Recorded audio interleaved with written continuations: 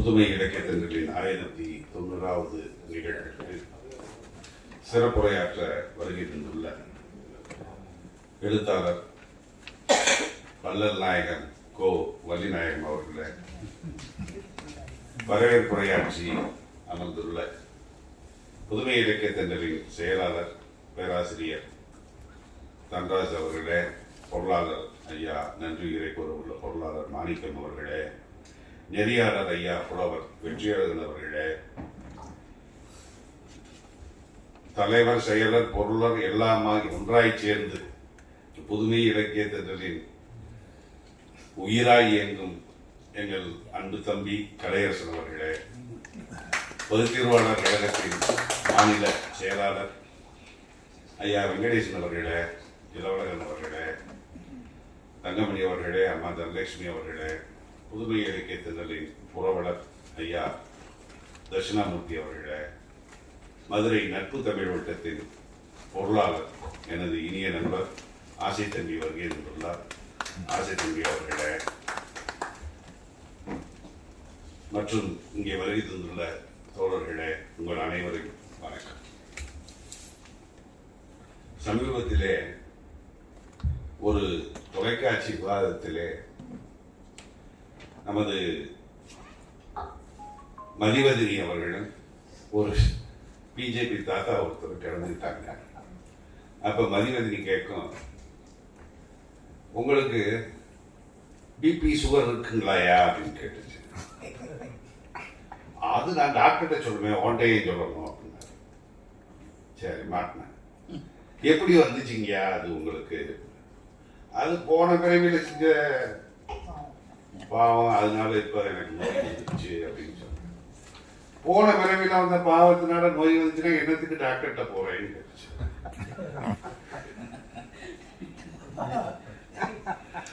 அது பதிலே கிடையாது.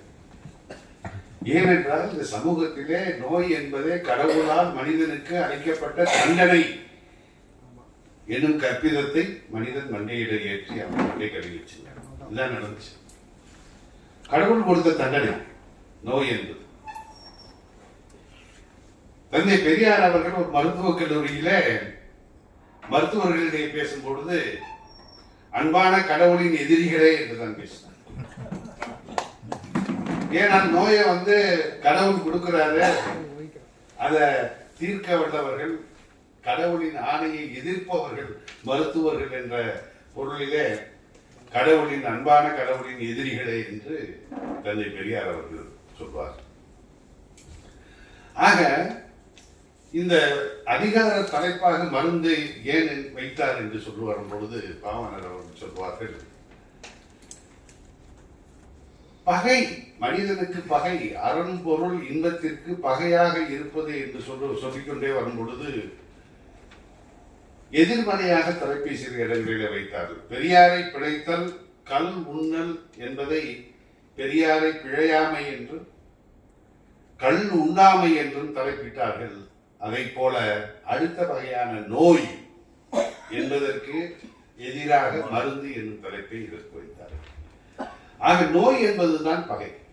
அந்த நோயை விரட்டுவது என்பது, நீக்குவது என்பது மருந்து என்று தலைப்பிட்டு அந்த நோய் வருவதற்கான காரணிகளை, அதை நீக்குவதற்கு வராமல் அண்டவிடாமல் வருமுன் காப்போம்.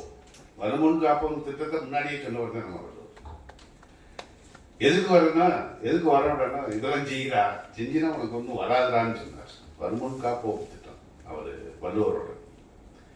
அந்த வகையில இந்த அதிகாரம் என்பது சில அது அந்த குஷ்டரோகம்லாம் வந்துச்சுனாக்க பார்த்தீங்கன்னாக்க அந்த சமூகத்துல அவங்க படுற பாடு, அதுக்கு கடவுளோட இணைச்சு கடவுள் கொடுத்த தண்டனை அப்படி இப்படின்னு படுத்துற பாடெல்லாம் பார்த்தோம்னாக்க அதுல பெருநோய், மிக கொடுமை. ஆக மனிதனுடைய நோய்க்கும் கடவுளுக்கும் இன்னும் கடவுளை காரணம் காட்டி கடவுளை முதன்மைப்படுத்தி காசு பணம் பார்க்கும் கூட்டம் எதற்கெல்லாம் கடவுள் காரணம் என்று சொல்லியதோ அதில் ஒன்று இந்த நோய்க்கான காரணமும் கடவுள் என்று சொல்லி மனிதரை பயமுறுத்தி வைத்தது.